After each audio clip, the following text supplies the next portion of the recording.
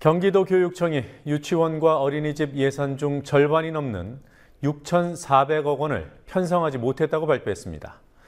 무상급식 지원 중단을 선언한 홍준표 경남도지사는 무상급식이 좌파의 밥그릇 장난이라는 독설을 쏟아냈습니다. 이런 마당에 정홍원 국무총리는 우리 사회 표현의 자유가 지나치게 보장되고 있다는 망언을 국회 공식 답변 중에 내놨고, 김문수 새누리당 혁신위원장은 광화문에 박정희 동상을 세우자는 엉뚱한 주장을 했습니다. 프로야구 롯데구단의 대표가 호텔 CCTV 등을 통해 선수들을 감시해왔다는 의혹이 사실로 확인됐습니다. 선수들이 묵은 호텔 측이 롯데구단에 건넨 문건도 공개됐습니다. 롯데 팬들을 중심으로 항의 움직임이 본격화되고 있습니다. 부산 집회 현장 연결하겠습니다. 오늘은 영화 V4 벤다타의 소재이기도 했던 가이 포커스 데이입니다. 뉴스옥이 영화 속 V의 연설을 한국 상황에 대입해봤습니다. 11월 5일 수요일 뉴스K 잠시 후에 시작하겠습니다.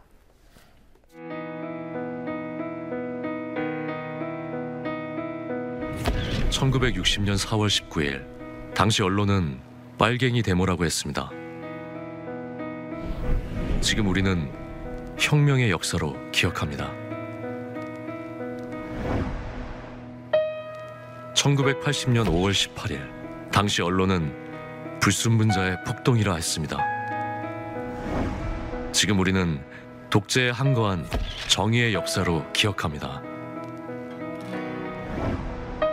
1987년 6월 10일 당시 언론은 대학생 가두 시위라 했습니다. 지금 우리는 민주주의를 쟁취한 감격의 역사로 기억합니다.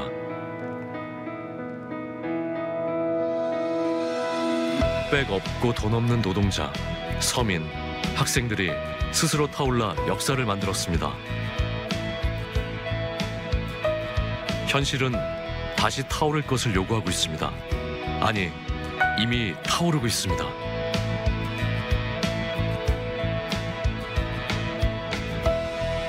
빨갱이를 종북으로, 불순분자를 외부 세력으로, 언론은 말만 바꿨을 뿐 역사를 부정하고 있습니다. 2014년 4월 1일 국민TV가 개국한 이유입니다. 국민TV는 역사를 역사로 기록하겠습니다.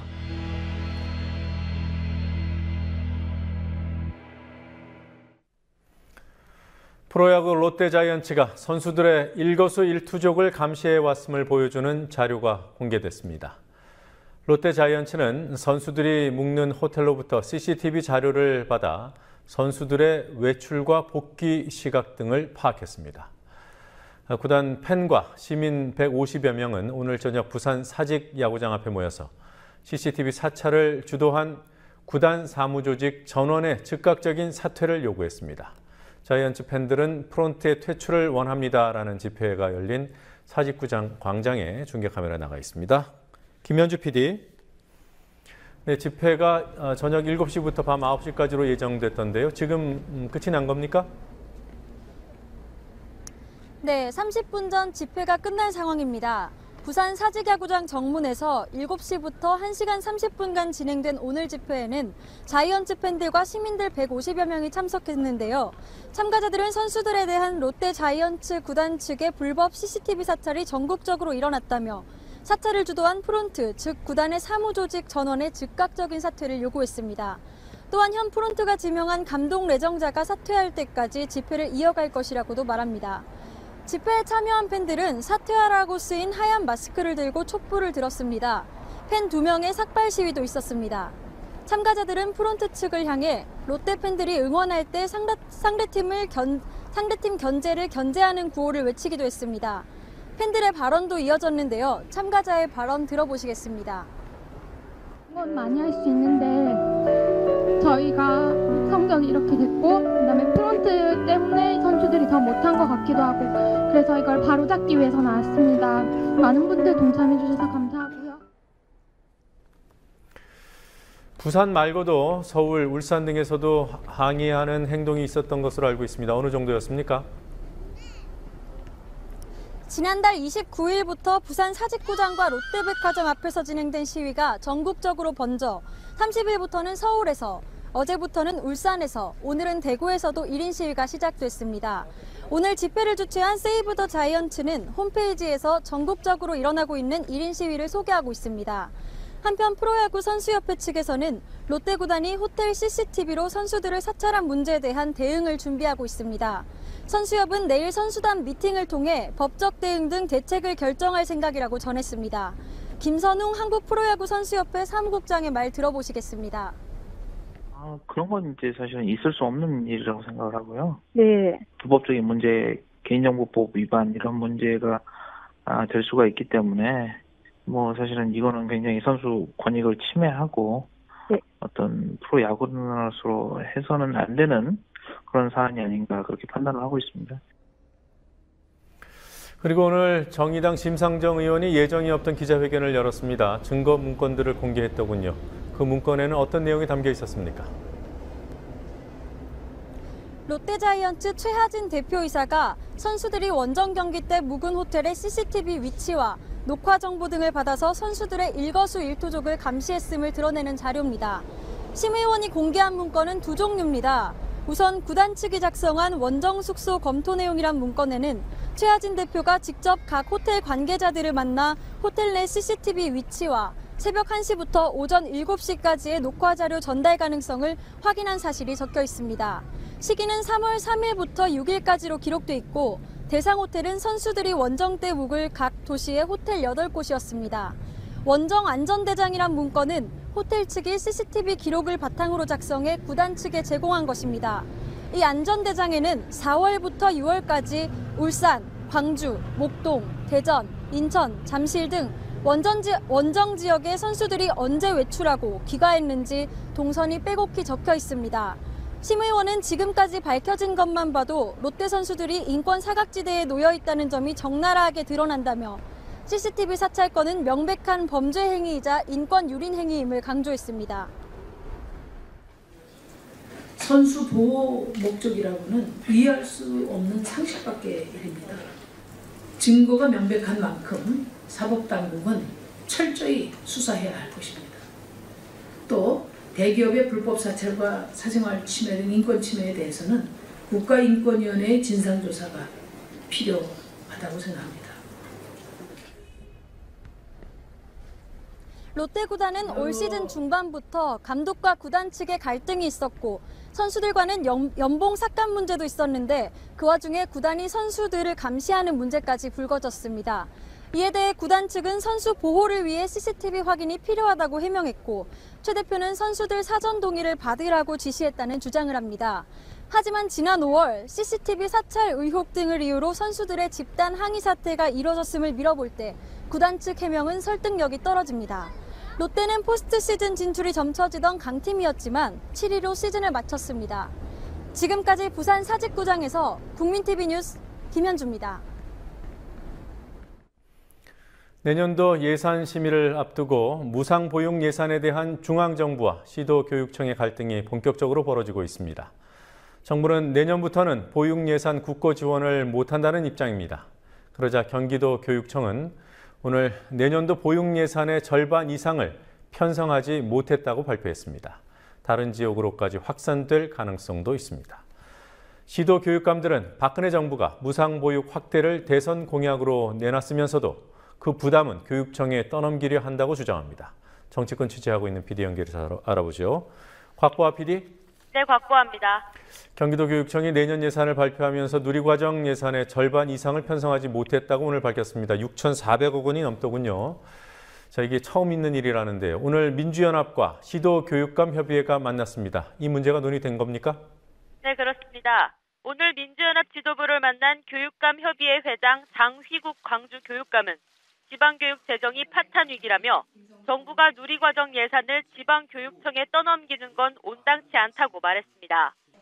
누리과정은 어린이집과 유치원 등 보육기관에 다니는 3살부터 5살까지의 영유아 보육비를 지원하는 제도로 누리과정 운영 시간을 늘리는 것은 박근혜 대통령의 대선 공약 가운데 하나입니다. 정부는 그동안은 누리과정을 위해 교부금을 내려보내는 한편 국고 지원도 별도로 해왔는데요. 내년부터는 국고 지원을 하지 않고 대폭 줄어든 교부금 내에서만 누리과정 예산을 소화하라고 하면서 갈등이 벌어지고 있습니다. 정부는 2011년부터 그런 방안을 정해놨다는 입장이지만 교육청에서는 정부가 잘못된 세입 예측을 근거로 그런 방안을 정했기 때문에 정부에도 부담을 덜어줄 책임이 있다는 입장입니다. 이 같은 이유로 오늘 경기교육청은 누리과정 예산 중 어린이집 부분은 편성하지 못했다고 발표하기도 했습니다. 교육감과 당 지도부의 만남에 배석했던 김태년 민주연합위원은 어린이집분 예산은 국책 사업이기 때문에 중앙정부의 일반 회계로 편성해 사업을 시행할 수 있도록 국회 예산심의 과정에서 문제를 해결해달라는 요청을 받았다며 민주연합이 최선을 다하겠다고 밝혔습니다. 오늘 국회 대정부 질문에서도 누리과정 예산 문제가 쟁점이었습니다. 정부는 어떤 입장을 밝히던가요? 네, 김태년 민주연합위원이 누리과정 예산을 정부가 시도교육청에 떠넘기고 있다고 지적하자 정홍원 국무총리는 어려운 국가재정 상황을 중앙과 지방이 공감하고 고통을 감내하는 노력이 필요하다고 말했습니다. 오후 민주연합 박홍근 의원과의 질의 답변에서 정 총리는 경기교육청이 전국에서 처음으로 누리과정 예산 일부를 편성하지 않은 건 무책임한 행동이라고 역공을 폈습니다. 박 의원의 질의와 정 총리의 답변 들어보시겠습니다. 누리과정 재정 부담을 지방교육청으로 전액 이관하는 것을 1년 유예시키고 그 사이에 지방교육재정과 관련한 대타협안을 마련하기 위해서 정부와 여야가 머리를 맞댄 것 같습니다.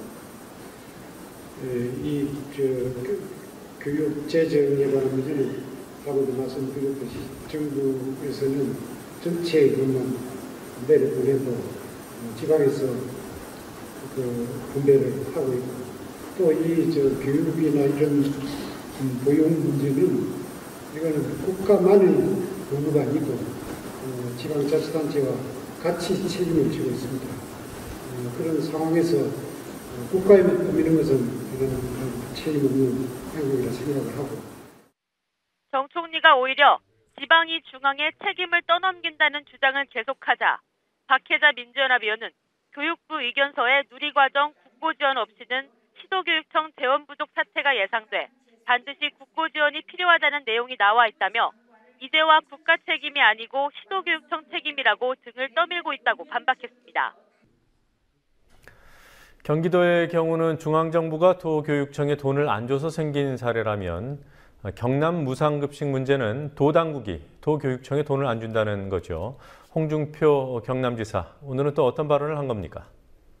네, 홍준표 지사는 무상급식 반대론자들에게 하는 비판인 애들 밥그릇 가지고 장난하지 말라는 말을 그대로 받아서 밥그릇 가지고 장난하는 것은 오히려 진보 좌파들이라고 주장했습니다. 홍 지사는 오늘 자신의 페이스북에서 이렇게 말하며 국고가 고갈되고 지방재정이 파탄에 이르렀는데도 표만 의식하는 진보 좌파들의 보편적 복지 무상 파티에 더 이상 동참할 수 없다고 강변했습니다. 홍 지사는 오전 라디오 프로그램에 출연해서도 무상급식 사업은 본래 교육청 사업으로 지자체에서 지원할 의무가 없고 재정 사정이 나쁘면 안 줘도 된다고 강조했습니다. 그제 홍 지사는 도교육청에 지원해왔던 무상급식비 예산 지원을 중단하겠다고 밝힌 바 있습니다. 한편 남경필 경기지사도 오늘 도의회에서 무상급식 지원이 없는 지자체는 경기도가 유일하다. 무상급식을 지원할 용의가 있냐는 야당 도의원의 질의에 현재까지 도에서 해온 방식이 좋다며 무상급식비 분담 요구를 사실상 거부했습니다. 자, 또 하나의 뜨거운 쟁점인 공무원 연금 개편 문제. 새누리당 이재호 의원이 정부와 여당의 밀어붙이기식 태도에 대해서 쓴소리를 했습니다. 어떤 말을 했습니까? 네, 이재호 의원은 오늘 오전 당회의에서 여당이 공무원 연금 개편을 시간을 정해놓고 졸속적으로 처리하고 있다고 비판했습니다. 개편안의 당론 발의에 참여한 이재호 의원이지만 급하게 밀어붙이면 안 된다는 입장 표명이었고 이어서 공무원 연금 개편의 진짜 목적은 대기업이 파는 사적연금을 확대하려는 게 아니냐는 의혹까지 제기했습니다. 직접 들어보시겠습니다. 자칫하면 대기업이 사적연금 확대를 위해서 공적연금을 줄이자고 하는 그런 의혹, 사적 연금을 확대하려고 하는 것이 아니냐 하는 우려를 우리는 또 가질 수가 있습니다. 그러자 김무성 대표는 졸속 처리돼서는 안 된다는 이 의원의 말에 공감한다면서 올해 공무원 노조 등과 시간 제한을 두지 않고 논의하는 자리를 갖겠다고 말했습니다. 한편 민주연합은 오늘 공적연금 태스크포스 기자간담회에서 공무원 연금 문제는 사회적 합의기구를 만들어 논의해야 한다는 기존의 입장만 되풀이했을 뿐 구체적인 대안을 내놓진 않았습니다. 정부가 통합진보당 정당 해산 심판을 청구한 지 오늘로 1년이 됐습니다. 헌법재판소 결정 언제쯤 나오는 겁니까? 헌법재판소는 오는 25일 이정희 통합진보당 대표와 황교안 법무장관이 나서는 마지막 공개 변론을 진행할 예정입니다. 헌재의 결정은 그 후에 나옵니다. 올해 안에 정당 해산 여부를 결정할 것이란 전망도 있지만 내년에 통합진보당 이석규 의원에 대한 대법원 판결이 나온 후에 결정할 것이란 전망이 더 많습니다. 통합진보당은 지난 8월 이석규 의원 2심 재판에서 내란 음모 혐의에 무죄가 선고됐다는 점이 정당 해산 심판에도 긍정적인 영향을 줄 것으로 기대하지만 내란 선동 혐의는 유죄였다는 점에서 안심할 수만은 없다는 입장입니다. 그에 따라 통합진보당은 내일 시민사회와 야권 인사 100여 명이 참석하는 토론회를 열고 정당 해산 청구를 철회하라고 촉구할 계획입니다. 새정치민주연합의 인재근 비상대책위원은 오늘 당내 회의에서 명확한 증거와 확정 판결이 없는 상황에서 당원 몇 명의 문제를 빌미로 정당을 해산하려 한 시도는 추악한 정략이자 민주주의에 대한 도전이라고 정부를 강하게 비판했습니다. 그리고 야당 의원들을 겨냥한 검찰의 치과의사협회 수사에 대해서 민주연합은 야당 탄압이라고 주장합니다. 현재 민주연합 의원들이 연루돼 있는 검찰 수사는 어떤 것들이 있습니까? 네, 우선 지난달 31일 검찰이 압수수색을 했던 치과의사협회 입법 로비 수사가 있습니다. 극우단체인 어버이연합이 지난 8월 의료법 개정 과정에서 치과의사협회가 민주연합 전 현직 의원 13명에게 불법 정치 자금을 제공했다고 고발한 데 따른 수사입니다. 앞서 9월에는 민주연합 김재윤, 신학용, 신계륜 의원이 서울종합예술실용학교 이사장으로부터 입법 청탁과 함께 금품을 받은 혐의로 재판에 넘겨졌습니다. 이처럼 야당 의원들을 겨냥하는 수사 말고도 야당 소속 지방자치단체장에 대한 수사도 이어집니다. 검찰은 지난 6.4 지방선거 당선자인 권선택 대전시장과 이창우 서울동작구청장은 물론 주변 인물에 대해서도 선거법 위반 혐의로 수사하고 있습니다. 민주연합은 야당 지자체 당선자에 대한 선거법 위반 수사는 예상보다 빨리 하고 있는 반면 여당 지자체장에 대한 선거법 수사는 지지부진하다고 반발하고 있습니다. 지금까지 국민TV 뉴스 곽보아입니다.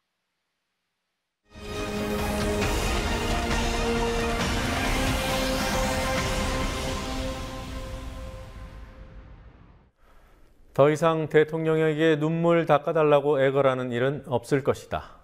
세월호 유가족들이 청와대 인근 농성장을 거두며 한 말입니다. 언제든 찾아오라는 대통령의 약속을 믿고 청운 효자동에서 농성을 벌인 지 76일째. 유가족들은 알게 모르게 도움을 주고 불편을 감내해 준 주민들과 인근 기관에 고마움을 표했습니다. 윤이나 PD가 취재했습니다. 지난 8월 22일 세월호 유가족들은 대통령 면담을 요구하며 청운 효자동 주민센터 앞에서 농성을 시작했습니다. 농성을 시작한 지 76일째인 오늘 유가족들은 농성장 철거를 결정하고 기자회견을 열었습니다.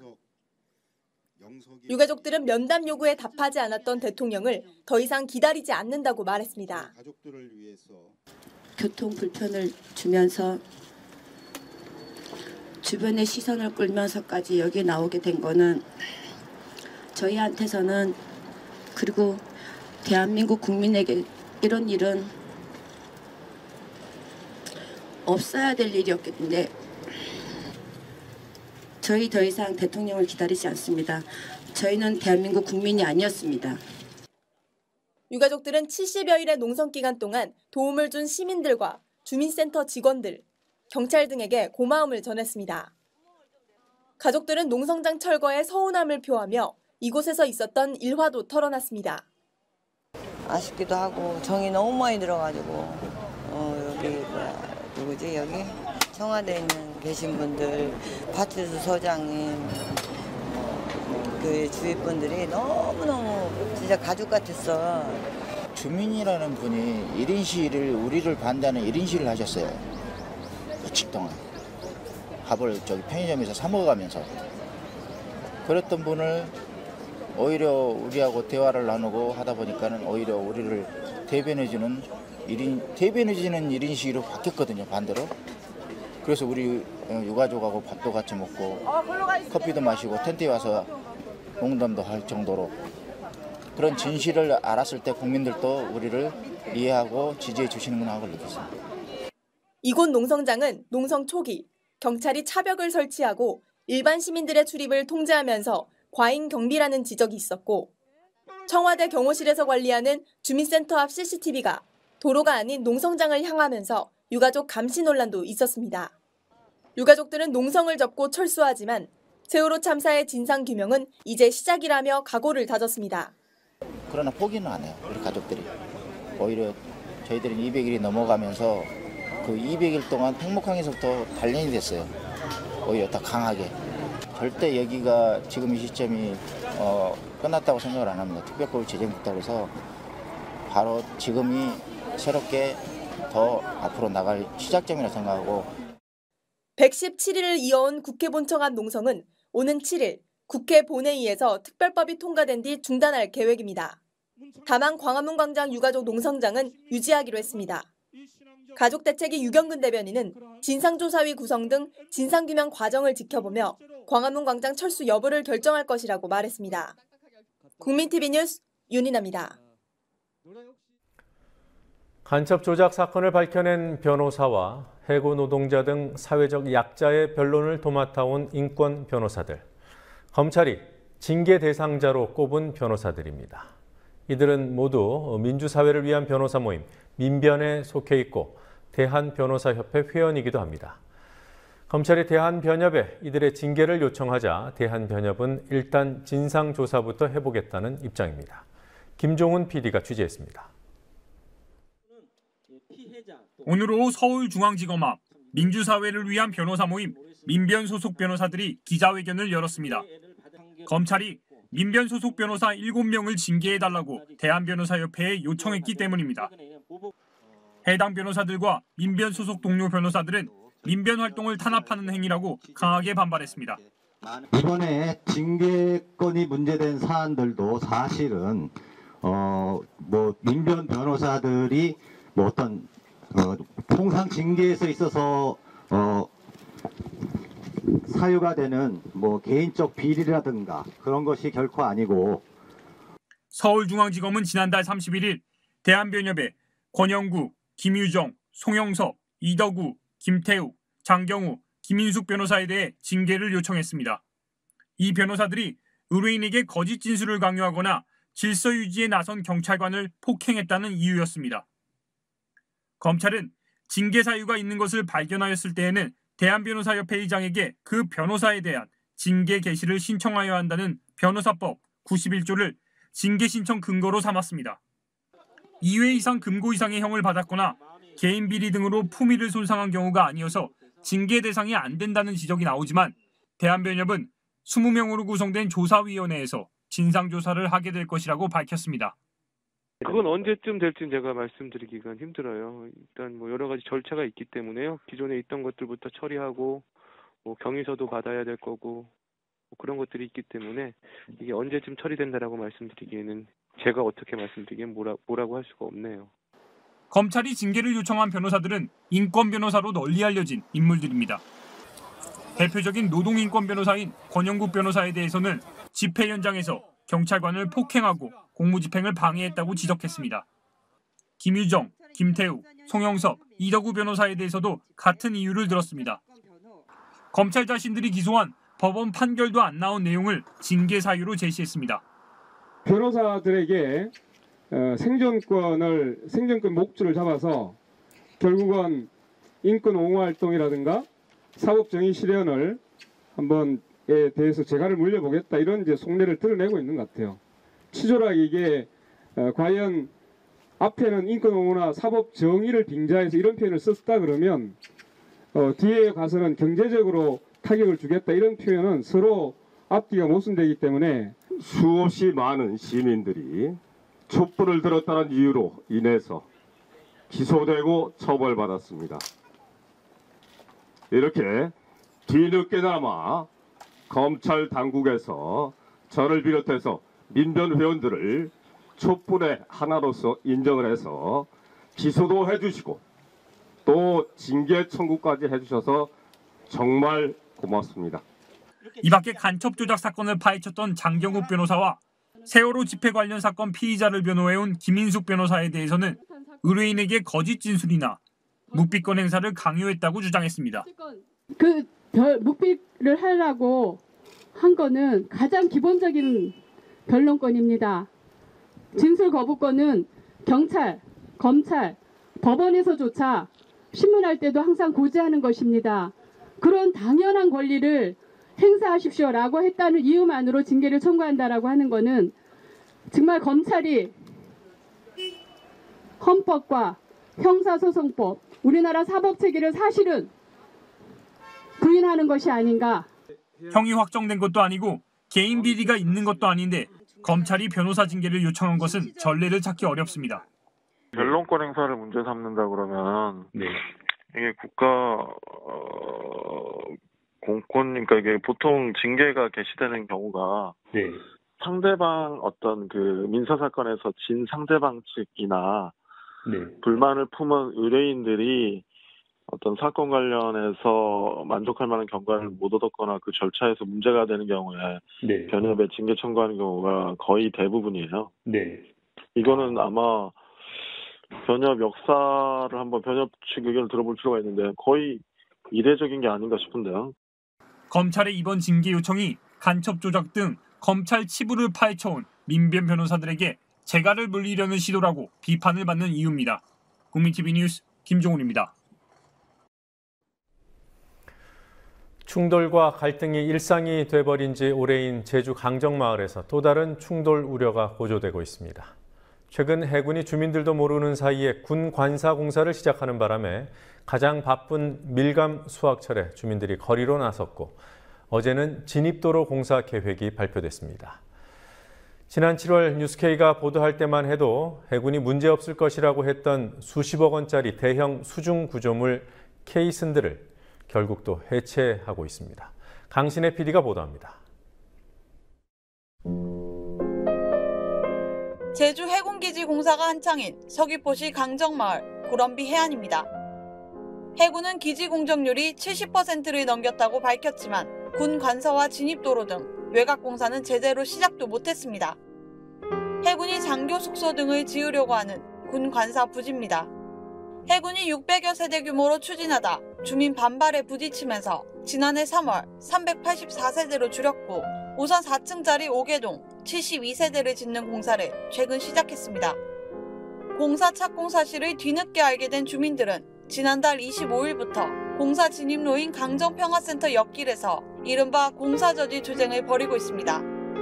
주민들은 해군이 주민 동의 절차가 필요 없는 1000제곱미터 미만의 땅에서만 공사를 시작함으로써 주민의 반대를 무력화하는 꼼수를 쓰고 있다고 지적합니다. 시한폭탄이나 다름없는 진입도로 건설도 어제 공사 계획이 발표되면서 강정마을의 긴장을 높이고 있습니다. 해군기지 진입도로는 제주의 주요 관선도로인 일주도로와 강정 해군기지를 잇는 2.2km 왕복 4차선 도로입니다. 강정동 용흥마을에서 시작되는 도로는 강정마을 동쪽을 관통해 해군기지 정문 쪽으로 연결됩니다. 도로 공사가 시작될 경우 해군기지 정문 쪽에서 벌어지던 마을 주민과 해군, 경찰 사이의 일상적인 마찰이 마을 곳곳으로 확대될 우려가 큰 상황입니다. 해군기지의 핵심 기반 시설인 방파제는 방파제를 구성하는 대형 구조물 케이슨이 말썽입니다. 지난 2012년 케이슨 7개가 파손돼 수중 해체 작업을 벌여온 데 이어 지난 7월 태풍 너구리 때문에 제자리에서 이탈했던 케이슨들도 재활용이 가능하다던 당초 해군 설명과 달리 최근 해체를 시작했습니다. 이 때문에 강정마을 전체가 발파 소음 등으로 피해를 겪고 있습니다. 밀감수역철까지 겹치면서 마을 전체가 술렁이고 있는 강정마을은 원희룡 제주지사가 제안한 해군기지 추진 과정에 대한 진상조사를 놓고 오는 11일 마을 전체의 입장을 결정할 예정입니다. 국민TV 뉴스 강신혜입니다.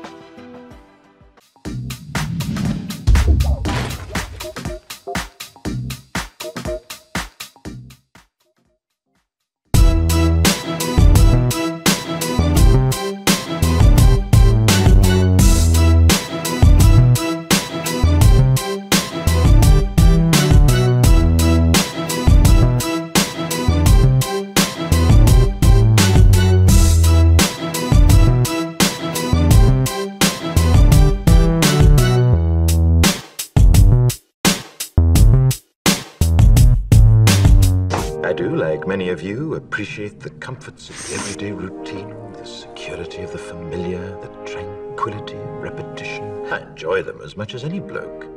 I thought we could mark this November the 5th, a day that is sadly no longer remembered, by taking some time out of our daily lives to sit down and have a little chat.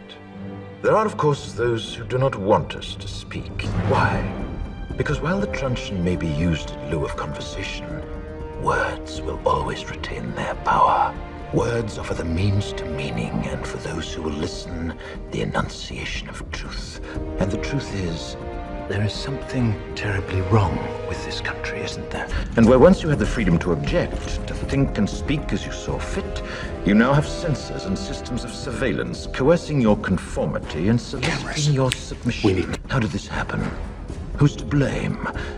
Well, certainly there are those who are more responsible than others, and they will be held accountable. But again, truth be told, if you're looking for the guilty, you need only look into a mirror. More than 400 years ago, a great citizen wished to embed the 5th of November forever in our memory. His hope was to remind the world that fairness, justice, and freedom are more than words. They are perspectives. So if you've seen nothing, if the crimes of this government remain unknown to you, then I would suggest that you allow the 5th of November to pass unmarked. But if you see what I see, if you feel as I feel, and if you would seek as I seek, then I ask you to stand beside me 1 year from tonight, outside the gates of Parliament, and together we shall give them a 5th of November that shall never, ever be forgot. I thought we could mark this November the 5th, a day that is sadly no longer remembered, by taking some time out of our daily lives to sit down and have a little chat.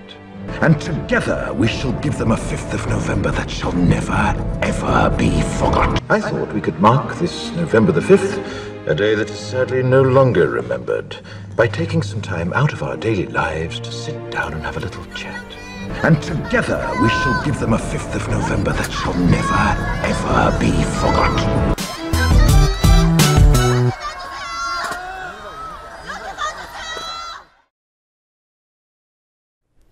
준비된 질문 원고 없이는 대답이 힘들다는 발언으로 논란이 됐던 정홍원 국무총리가 오늘은 언론 자유 환경에 대한 인식 때문에 비판을 받았습니다. 노지민 PD와 함께 알아보도록 하겠습니다. 어서 오십시오. 안녕하십니까? 네, 오늘 이런저런 발언과 관련된 말들이 많습니다만 우선 정홍원 총리 얘기부터 해보죠. 한국은 표현의 자유가 지나치다 이런 말을 한 겁니까? 네, 오늘 국회 본회의 대정부 질문에서 한 말입니다. 정의당 서기호 의원이 국경 없는 기자회의 한국 언론 자유 순위를 언급하면서 박근혜 정부 들어 언론 자유가 억압되고 있다고 지적했는데요. 하지만 정 총리는 표현의 자유가 너무 지나치다는 사람도 있다면서 반박했습니다. 직접 들어보시겠습니다. 국경 없는 기자회에서는 우리나라의 표현 자유 보장 정도가 문제가 있는 수준으로 평가했습니다. 순위 역시 180개 나라 중 57위로 평가했는데요. 이는 노무현 정부 시절 2006년 31위에 비해서 26계단이나 추락한 것입니다. 총리님 어떻게 생각하십니까? 그런 평가 방법에 따라서 다르다고 생각을 합니다. 어떤 사람은 우리나라의 표현의 자유가 너무 지나치지 않느냐는 말을 하는 사람도 있습니다. 네. 그리고 박 대통령 풍자 전단을 뿌리다가 연행된 작가가 있죠. 이하 작가. 이하 작가에 관련된 질의도 함께 나왔죠? 네, 서 의원은 정부의 표현의 자유 억압 사례 중 하나로 이하 작가가 체포됐던 일을 언급했습니다. 이에 대해서 정 총리는 건조물에 주인 허락 없이 침입해서 조사한 것으로 안다고 말했는데요. 하지만 서 의원은 일반인의 출입이 가능한 건물의 옥상에 올라간 건데 무리하게 적용한 처벌을 위한 처벌이라고 반박했습니다. 지난달 21일 서울 광화문 동화면세점 옥상에서 박 대통령 풍자 전단을 살포하다가 경찰에 체포된 이하 작가는 광고물법 위반 등의 혐의로 조사를 받았는데요. 7시간의 조사 끝에 건조물 침입죄로 입건됐습니다. 네. 김문수 새누리당 혁신위원장의 발언도 논란입니다. 박정희 전 대통령을 한류 최고의 상품이다, 이런 표현을 했더군요. 네, 그렇습니다. 김문수 위원장은 어제 대구에서 열린 한 포럼의 토론회에 참석했는데 이 자리에서 박정희 리더십이야말로 진정한 관광 상품이라고 주장했습니다. 또 중국인 관광객이 잘 모르는 세종대왕 대신에 박정희 동상을 광화문에 세워야 한다는 주장까지 했습니다. 당시 발언을 직접 들어보시겠습니다. 박정희 대통령은 지금 중국에서도 영웅입니다. 전 세계에 경제를 발전시켜보고자 하는 선진국이 아는 모든 나라는 박정희 모델을 배우려고 해요. 저는 광화문에서부터 박정희 동상을 씌워가고, 그리고 그 밑에 내려가면 세종대왕을 배우려고 대한민국 오는 사람 별로 없어요. 이거를 쫙 보고 느낄 수 있는 그런 것이 대한민국 관광상품의 핵심입니다. 장사 진짜 됩니다. 그거는 안 하고 전부 세종대왕하고 이순신만 가지고 장사를 하려고 하는데, 나는 장사가 더 잘 될 거예요. 박정희 장사가 더 잘 될 거예요. 관광 이런 측면에서 말이죠. 저는 그러니까 한류 스타 중에 최고의 스타가 박정희입니다. 그 딸도 지금 대통령 하고 있잖아요. 박정희, 박근혜 굉장한 관광상품이에요. 이승만 전 대통령에 대한 발언도 있었어요. 찬양했다 이렇게 봐도 되겠더군요. 네, 김 위원장은 한국 국민들이 대통령의 능력을 인정하지 않는다고 비판하면서 평가절하되고 있는 훌륭한 대통령의 사례로 이승만 전 대통령을 꼽았습니다. 이 발언도 직접 들어보시겠습니다. 또 이승만 대통령도 보면 굉장한 분이에요. 그분 자체가 쓴 글이 일제시대 때부터 세계사적인 예언을 많이 했어요. 북한, 중국, 소련 3자가 합작해서 그냥 기습적으로 쳐내놓은데 그걸 막아가지고 지켰어요. 그리고 여기에다가 자유민주주의 대한민국 세우고, 이것도 대단한 사람이에요. 네. 자, 오늘 정미홍 씨와 관련된 선고 공판이 있었죠. 그런데 공소 기각이 됐더군요. 네, 서울중앙지법은 이정희 통합진보당 대표를 비방한 트윗글을 퍼나른 혐의로 기소된 정미용 씨에 대한 공소를 기각했습니다. 재판부는 이정희 대표가 정 씨의 처벌을 원하지 않는다면서 고소 취하장을 제출했고, 그에 따라서 공소를 기각한다고 밝혔습니다. 정미용 씨는 오늘 법정에 출석하지 않았습니다. 네, 자, 문제가 됐던 트윗글이 어떤 거였습니까? 네, 지난 2월 공연기획자 윤모 씨가 이정희 대표 아들에 대한 루머를 게재했고 정 씨가 리트윗했는데요.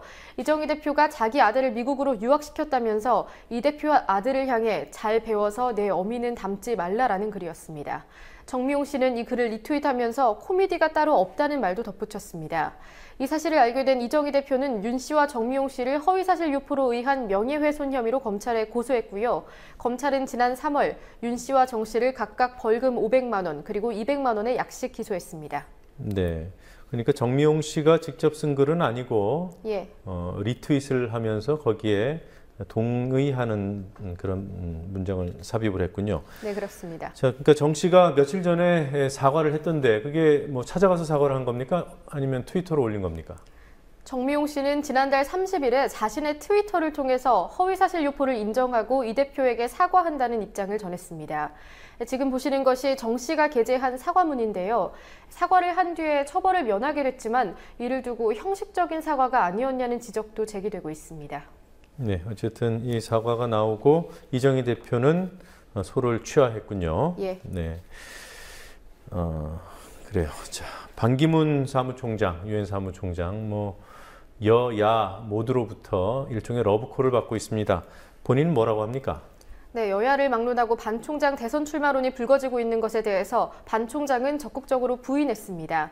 반 총장은 현지 시간으로 어제 언론 대응 자료를 통해서 반기문 대망론은 사실이 아니라는 의사를 밝혔는데요. 어떤 내용이 있었는지는 화면을 보시면서 설명드리겠습니다.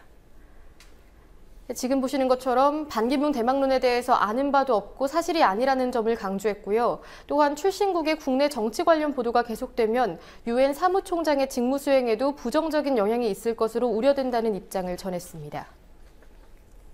네. 반면에 최근 야권 인사들 반 총장 측 인사가 찾아왔다 이런 얘기를 하지 않았습니까? 네, 우선 지난 3일 출판기념회를 연 권노관 민주연합 상임고문의 주장이 있습니다. 권 고문은 출판기념회 직전에 기자들과 만난 자리에서 반 총장의 측근이라 할 수 있는 분들이 찾아왔다 이런 말을 했는데요. 반 총장을 새정치연합 대통령 후보로 나오게 하면 쓰겠다는 의사를 타진하기에 그만한 훌륭한 분이 없다고 답했다는 내용이었습니다. 또 바로 다음 날에는 한 보도 프로그램에 출연한 박지원 의원이 몇 개월 전부터 권노관 고문과 접촉했던 분이 연락 와서 식사하자고 제의했는데 거절했다고 말한 일도 있었습니다. 네, 권 고문이 했다는 얘기, 대통령 후보로 나오면 쓰겠다, 이거는 쓰겠다는 좋겠다 이런 뜻이죠. 예, 그렇습니다. 네. 정부의 독도 입도 시설 건설이 취소됐어요. 그러면서 여권에서도 비판이 나오고 있습니다. 네, 새누리당 박명재 의원은 오늘 긴급 기자회견을 열고 박근혜 정부가 과연 우리 정부인지 의심스럽다고 비판했습니다. 박 의원은 연간 20에서 30만 명에 달하는 독도 방문객에 대한 안내, 안전을 위한 센터를 짓는 게 도대체 어떤 문제가 있냐고 반문했고요.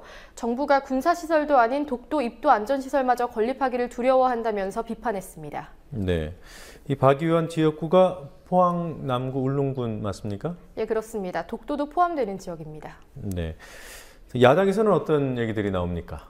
네, 총리실은 독도 입도 지원센터의 안전관리, 환경 등과 관련해서 추가 검토가 필요하다고 앞서 해명했는데요. 하지만 이에 대해서 민주연합은 안전관리 등의 검토가 필요했다면 애초에 꼼꼼하고 신중하게 따져봤어야 한다고 비판했습니다. 또한 정의당은 저자세 대위력이라는 문제 제기를 강조하면서 한일 관계 정상화 의지가 있다면 일본 정부의 반성과 행동을 요구했어야 하는 게 아니냐고 반문했습니다. 네. 자, 이른바 박 대통령 7시간 의혹을 제기했던 일본 신문, 산케이 신문이죠. 산케이 신문이 이번 독도 문제와 관련돼서 보도를 했어요? 네, 산케이 신문은 오늘자 신문에서 이 소식을 전했는데요. 기사를 직접 보시겠습니다. 네, 지금 보시다시피 한국은 독도의 등대외에도 헬기장이나 저반시설 등을 건설하고 있지만 1일 열린 강요회의에서 윤병세 외교부 장관이 일본과의 외교 마찰을 피해야 한다는 의견을 제시한 뒤에 건설 중단을 결정했다는 내용이 강조돼 있습니다. 네, 자, 이것이 사실인지 여부는 알 수 없는 거고요. 예. 네, 불법 사찰 의혹을 받고 있는 김문기 총장 고발을 당했습니다. 네, 상지대학교 학생회와 교수협의회는 불법 사찰 의혹을 받고 있는 김문기 총장 등을 통신비밀보호법 위반, 비밀침해죄 등의 혐의로 고발했습니다. 고발 대상자는 김문기 상지대 총장과 조재홍 부총장, 그리고 불법 사찰을 지시했다고 혐의를 받고 있는 조용길 씨까지 3명입니다. 고발장 제출에 앞서 기자회견을 진행한 상지대 교수들은 자신이 사실상 프락치였다고 양심선언한 총학생회 간부의 진술서 등을 증거로 제출한다고 밝혔습니다. 네. 자, 그리고 상지대 측이 김 총장 퇴진 운동을 벌이고 있는 교수들 직위 해제를 했어요. 어떻게 된 겁니까? 네, 퇴진 운동에 적극적으로 참여하고 있는 상지대 정대화 교수가 어제 상지학원 이사회에 의해서 직위 해제됐습니다. 임기가 끝난 사실상 전직 이사 5명 그리고 현직 이사 1명까지 총 6명이 긴급 이사회를 열어서 내린 결정입니다. 이사회는 향후 총학생회장을 비롯한 학생들에 대해서도 징계를 진행할 계획인 것으로 전해졌습니다. 네, 학생들 반발 움직임은 어떻습니까? 어제 직위해제 소식이 전해진 뒤에 윤영식 상지대 총학생회장을 비롯한 학생회 소속 6명의 학생, 그리고 정대화 교수가 무기한 단식 농성을 시작했습니다. 네. 자, 그리고 세월호 관련 오늘 선고 공판이 있었습니다. 유병헌 전 세모그룹 회장의 장남이죠. 유대균 씨에게 징역 3년이 선고됐더군요. 네, 인천지방법원이 오늘 유대균 씨에게 징역 3년형을 선고했습니다. 네, 3년이면 어떻게 적당한 형이라고 볼 수 있습니까? 네, 유대균 씨는 2002년 5월부터 지난해 12월까지 청해진해운 등 계열사 7곳으로부터 73억 9천만 원을 받아서 챙긴 혐의로 지난 8월에 구속 기소됐습니다. 그리고 검거를 위해서 굉장히 대규모의 수사가 진행됐고요. 하지만 재판부는 유 씨에 대해서 손해액을 고려하면 엄한 처벌이 불가피하다면서도 피고인이 잘못을 일부 반성하고 있고 또 별다른 처벌 전력이 없다면서 양형 이유를 밝혔습니다. 또한 횡령, 배임 등 혐의로 기소된 유 씨 측근 13명에게도 최소 징역 1년 6개월에서 최대 4년의 징역형이 선고됐고요. 유 전 회장 측근인 탤런트 전향자 씨 역시 오늘 횡령 및 배임 혐의로 인해서 징역 1년에 집행유예 2년을 선고받았습니다. 네. 수사를 할 때는 최소한 무기징역, 사형 대상자 잡듯이 그렇게 중한 범죄 혐의자를 잡는 것처럼 수사를 벌였습니다만 징역 3년, 유대균 씨에 대해서 징역 3년이 선고됐습니다. 예. 자, 여기까지 보겠습니다. 수고했습니다. 예.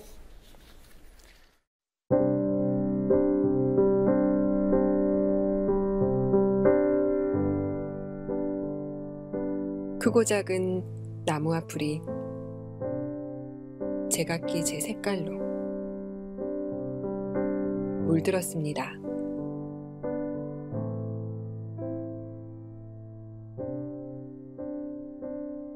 가을 다 가기 전에 곁에 있는 생명들이 어떻게 물들었는지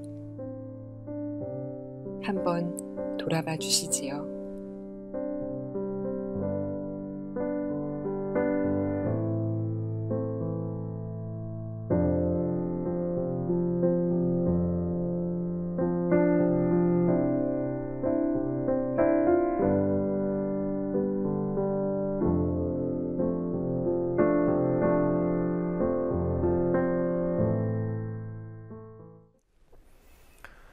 (10월 29일) 박근혜 대통령 국회 시정연설에서는 지금이야말로 경제를 다시 세울 수 있는 마지막 골든타임이라는 문구가 나왔습니다.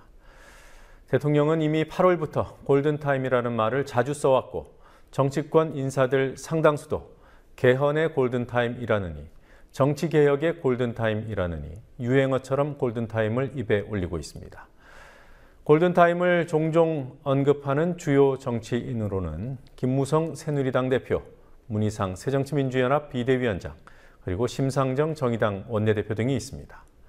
이 중 단연 으뜸은 박근혜 대통령입니다. 왜 그럴까 궁금하지 않으십니까?